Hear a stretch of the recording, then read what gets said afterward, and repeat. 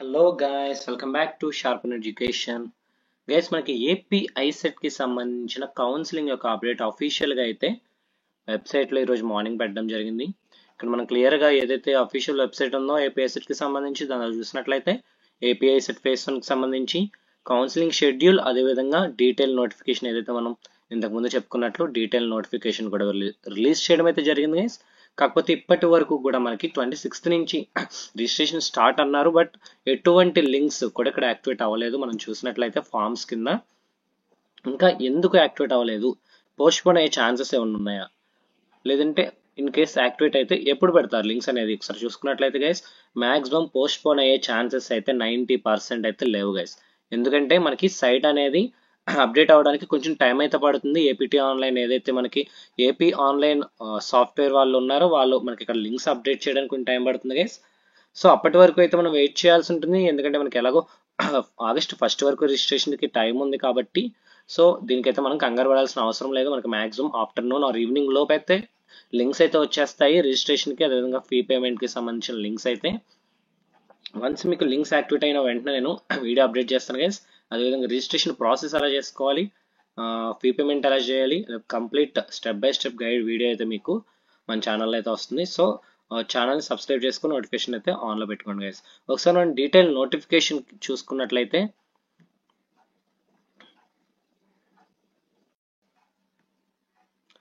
ఒకసారి డీటెయిల్ నోటిఫికేషన్లో మనకు వచ్చేసి ఫస్ట్ డేట్స్ అయితే మెన్షన్ చేశారు గైస్ వీళ్ళు.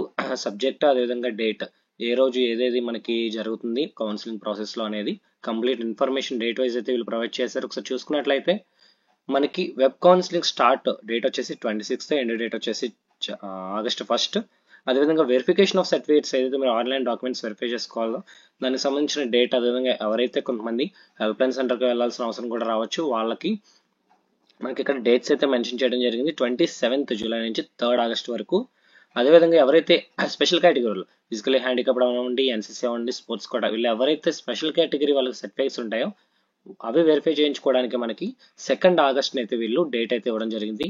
అది కూడా వీళ్ళు మనకి లొకేషన్ కూడా వీళ్ళు మెన్షన్ చేయడం జరిగింది. ఒకసారి చూసుకున్నట్లయితే మనం ఆంధ్ర లయోలా కాలేజ్ ఎక్కడైతే ఏదైతే విజయవాడలో ఉందో ఆ కాలేజ్లో అయితే వీళ్ళు వెరిఫికేషన్ అయితే చేస్తున్నారు.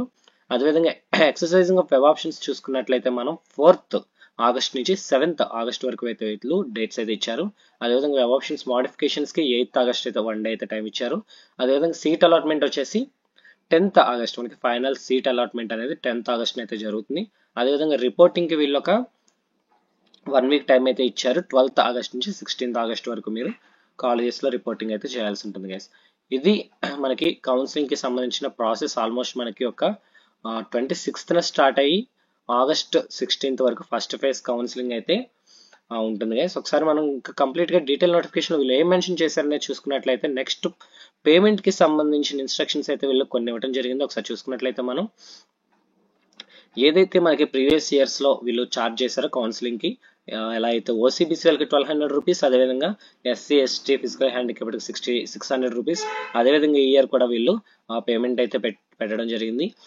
దానికి సంబంధించి అఫీషియల్ లింక్ కూడా వీళ్ళు ప్రొవైడ్ చేశారు. అదేవిధంగా మనం ఆన్లైన్లో అయితే పే చేయాలి by using your credit card or debit card or else net banking అయినా యూజ్ చేయొచ్చు.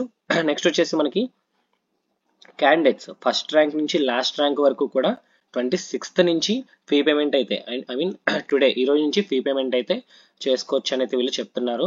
వన్స్ ఫీ పేమెంట్ అయిన తర్వాత మీకు మీ యొక్క హాల్ టికెట్ నెంబర్ అవి ఇచ్చేసి మీరు ఫీ పేమెంట్ అయితే పే చేస్తారు. వన్స్ ఫీ పేమెంట్ అయిన తర్వాత మీకు ఒక రిజిస్ట్రేషన్ నెంబర్ అయితే అలొకేట్ చేయడం జరుగుతుంది. Once the payment is successful మీకు ఒక ప్రింట్అవుట్ అయితే ఇస్తారు గైస్.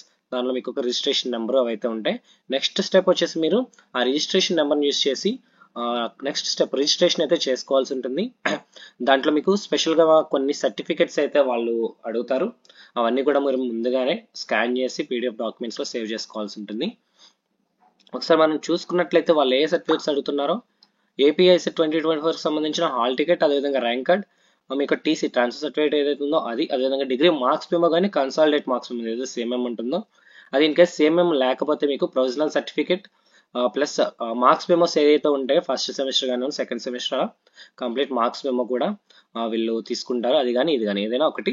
అండ్ అదేవిధంగా ఇంటర్మీడియట్ మార్క్స్ మెమో కానీ ఆర్ఎల్స్ మీరు డిప్లొమా అయితే డిప్లొమా మార్క్స్ మెమో కానీ, అదేవిధంగా SSC or equivalent marks memo అది అండ్ అదేవిధంగా స్టడీ సర్టిఫికేట్ ఏదైతే 9th క్లాస్ నుంచి డిగ్రీ వరకు స్టడీ సర్టిఫికేట్స్ ఉంటాయో అవి కూడా, అదేవిధంగా కొంతమందికి రెసిడెన్స్ సర్టిఫికేట్స్ అయితే అడుగుతారు కదా, ఎవరైతే వేరే ప్లేస్కి ట్రాన్స్ఫర్ మైగ్రేట్ అయ్యారో ఉన్న వాళ్ళకి రెసిడెన్స్ సర్టిఫికేట్ ఉంటుంది.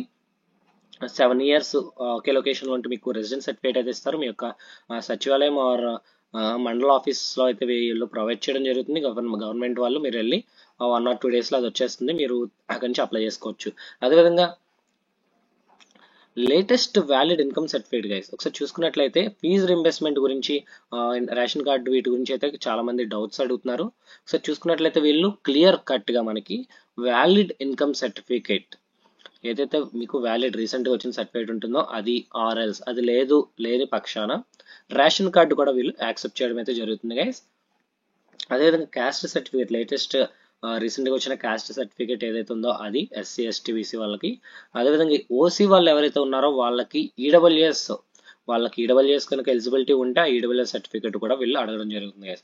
అదేవిధంగా ఎవరైతే తెలంగాణ నుంచి మైగ్రేట్ అయ్యి వస్తారో వాళ్ళకు కూడా మైగ్రేషన్ సర్టిఫికేట్ అయితే వీళ్ళు అడుగుతున్నారు. ఇది ఏదైతే సర్టిఫికేట్స్ వీళ్ళు కౌన్సిలింగ్కి వెరిఫికేషన్కి అడిగిన సర్టిఫికేట్స్ లిస్టు. నెక్స్ట్ చూసుకున్నట్లయితే ఎలిజిబిలిటీ క్రైటీరియా ఇచ్చారు గైస్. ఒకసారి ఓవరాల్ ఎలిజిబిలిటీ చూసుకున్నట్లయితే క్యాండిడేట్స్ ఎవరైతే ఓసీ క్యాండిడేట్స్ ఉంటారో వాళ్ళు ఖచ్చితంగా 50% స్కోర్ అయితే వాళ్ళు డిగ్రీ రిక్వైర్మెంట్ ఎగ్జామినేషన్లో వీళ్ళు స్కోర్ చేసి ఉండాలి. అదేవిధంగా 45% for SC ST or BC వీళ్ళకైతే 45% అయితే మినిమం వీళ్ళు మార్క్స్ అయితే తెచ్చుకోవాల్సి ఉంటుంది. అదేవిధంగా నెక్స్ట్ చూసినట్లయితే ఎంబీఏకి ఎంసీఏకి ఇండివిజువల్గా ఎలిజిబిలిటీ క్రైటీరియా ఇచ్చారు.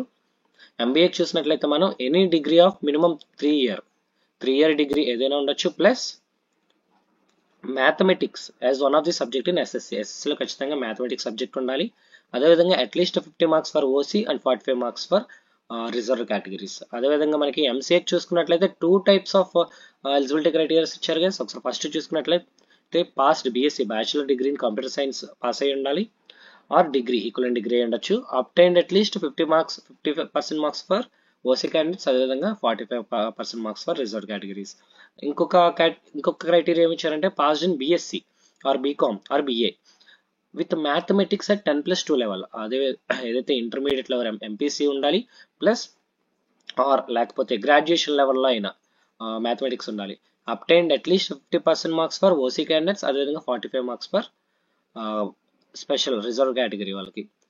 ఇది గైస్ మనకు ఒకసారి క్లియర్గా ఒక నోట్ అయితే మెన్షన్ చేయడం జరిగింది గైస్.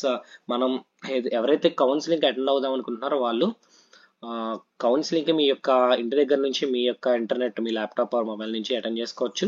మ్యాక్సిమం మొబైల్ అవుట్ చేయండి, ల్యాప్టాప్ నుంచి అయితే అప్లై చేయొచ్చు. లేదంటే నియరెస్ట్ హెల్ప్ లైన్ సెంటర్స్ అయితే వీళ్ళు లిస్ట్ ఇస్తారు, అక్కడికి వెళ్ళి మీరు మీ యొక్క పేమెంట్ రిజిస్ట్రేషన్ అయితే చేయించుకోవచ్చు. లేదు అంటే మీకు దగ్గరలో ఉన్న ఇంటర్నెట్కి వెళ్ళి కూడా మీరు చేసుకోవచ్చు గైస్. అదేవిధంగా వెబ్ ఆప్షన్స్ కూడా మీరు లింక్ అయితే వీళ్ళు ఇక్కడ ప్రొవైడ్ చేసిన అఫీషియల్ లింక్స్. ఆప్షన్స్ అనేవి మనకి ఫైనల్ ఆప్షన్స్ 8th అయితే ఫ్రీజ్ అయిపోతాయి గైస్. సో 8th లోపు మనం ఆప్షన్స్ అయితే ఎన్నిసార్లు మాడిఫై చేసుకోవచ్చు. అదేవిధంగా సీట్ అలాట్మెంట్ చూసుకున్నట్లయితే 10th అయితే వీళ్ళు సీట్ అలాట్మెంట్ అయితే లిస్ట్ చేస్తారు. అదేవిధంగా కంప్లీట్ డీటెయిల్స్ కోసం ఒకసారి వెబ్సైట్ని చూడమని కూడా వీళ్ళు చెప్తున్నారు guys.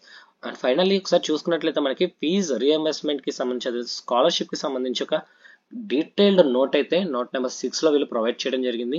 The government GO MS number 4 ప్రకారం సోషల్ వెల్ఫేర్ డిపార్ట్మెంట్ ఏదైతే 18/6/2024 జీవో రిలీజ్ చేస్తారో దాన్ని బట్టి మనకి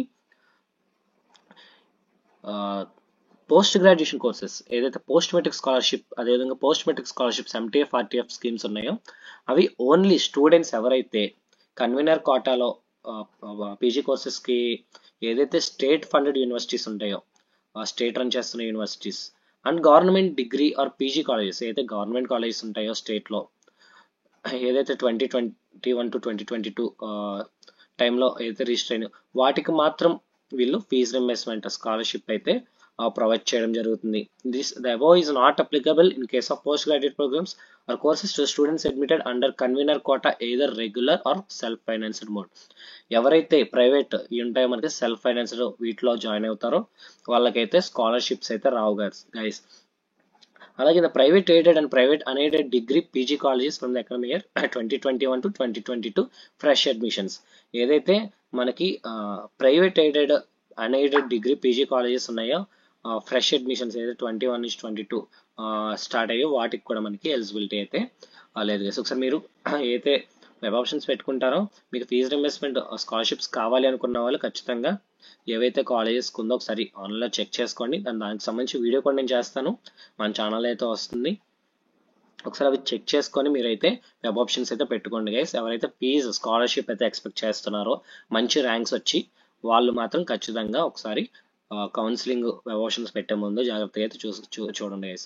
ఇది మనకి కంప్లీట్గా డీటెయిల్ నోటిఫికేషన్లు అయితే వీళ్ళు మెన్షన్ చేసిన డేటా గైస్. మీకు ఇంకేమన్నా ఫర్దర్ డౌట్స్ ఉంటే కనుక కింద కామెంట్ సెక్షన్లో కామెంట్ చేయండి, మ్యాక్సిమం కంటెంట్స్ ఆన్సర్ చేస్తాను. ఆర్ఎల్స్ మీకు హెల్ప్ లైన్ నెంబర్స్ కూడా వీళ్ళు ప్రొవైడ్ చేయడం జరిగింది, ఈమెయిల్ ఐడి అదేవిధంగా హెల్ప్ లైన్ నెంబర్స్ కూడా వీళ్ళు ప్రొవైడ్ చేశారు గైస్. ఇక్కడ నుంచి కూడా మీరు వాళ్ళని కాంటాక్ట్ అవ్వచ్చు. ఇది గైస్ డీటెయిల్ నోటిఫికేషన్లో వీళ్ళు ప్రొవైడ్ చేసిన కంప్లీట్ ఇన్ఫర్మేషన్. వన్స్ మనకి లింక్స్ యాక్టివేట్ అవ్వగానే మీకు రిజిస్ట్రేషన్ ప్రాసెస్ యొక్క complete step by step guide video అయితే పెట్టడం జరుగుతుంది. సో ఛానల్ సబ్స్క్రైబ్ చేసుకోండి.